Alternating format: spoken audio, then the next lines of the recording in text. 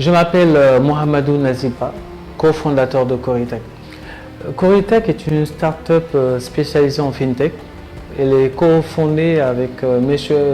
Hamidouba, qui se trouve à Genève en ce moment.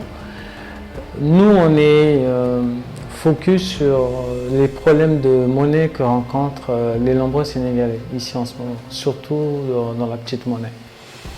Donc, nous sommes là depuis 2019 et nous avons mis en place une solution qui s'appelle Coripass.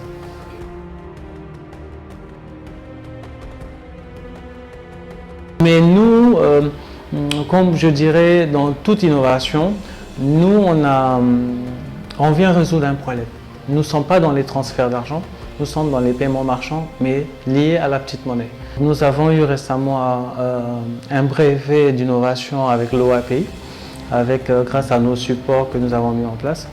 Donc nous venons compléter, nous venons mener le dernier maillon de la chaîne chez les autres opérateurs. Donc nous, on est vraiment un service marchand, nous sommes plutôt des intermédiaires.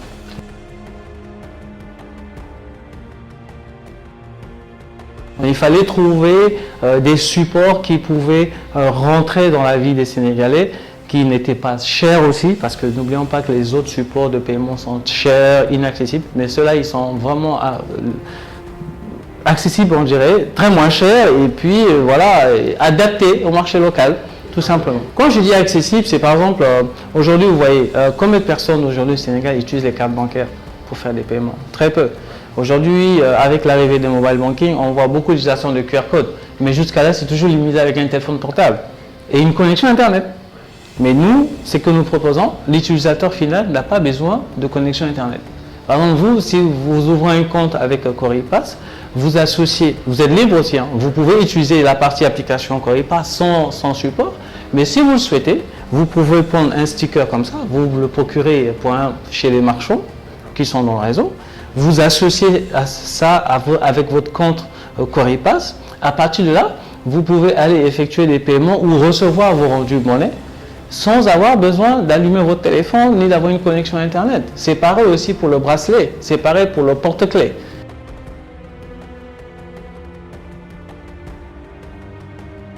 Quand vous voulez faire un paiement marchand, vous payez directement avec votre compte de mobile money et par la suite, nous avons vu plein de dérives autres. Mais en limitant le montant dans le wallet et en faisant des associations avec des supports, on pensait qu'on pouvait prendre un budget spécifique pour aller faire des paiements et par là peut-être limiter un peu le périmètre d'action sur telle chose ou autre chose, ce qui n'existait pas avant. Je prends l'exemple pour les enfants à l'école. Vous savez que les téléphones sont interdits dans les établissements scolaires. Donc les mobile money aujourd'hui, ils utilisent beaucoup l'internet pour pouvoir accéder, pour pouvoir faire des paiements ou accepter des paiements. Donc nous, on a pu breveter, par exemple, ces bracelets. Il y a aussi des stickers autocollants que vous pouvez placer derrière votre téléphone ou le porte-clés.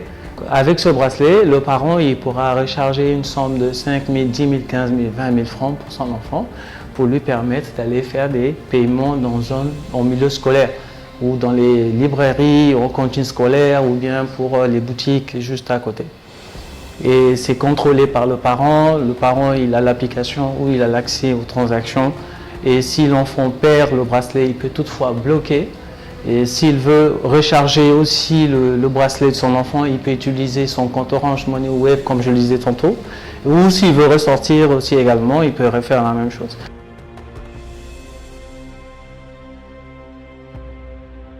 Pour beaucoup de personnes, ces questions reviennent toujours, surtout dans le monde des startups. Nous avons commencé en fonds propres parce que pour nous, le plus grand problème ici au Sénégal, ce n'est pas vraiment l'accès au financement, je dirais. Je ne dirais pas que c'est une généralité, mais en ce qui nous concerne, ce n'était pas vraiment les problèmes de financement, mais plutôt l'accès au marché. Parce que vous allez constater qu'il y a beaucoup de startups qui ont bénéficié des financements, mais les 3/4 de ces startups sont mortes dans les 3 premières années de leur création. Donc le grand problème aujourd'hui au Sénégal, c'est l'accès au marché, public, privé, aujourd'hui.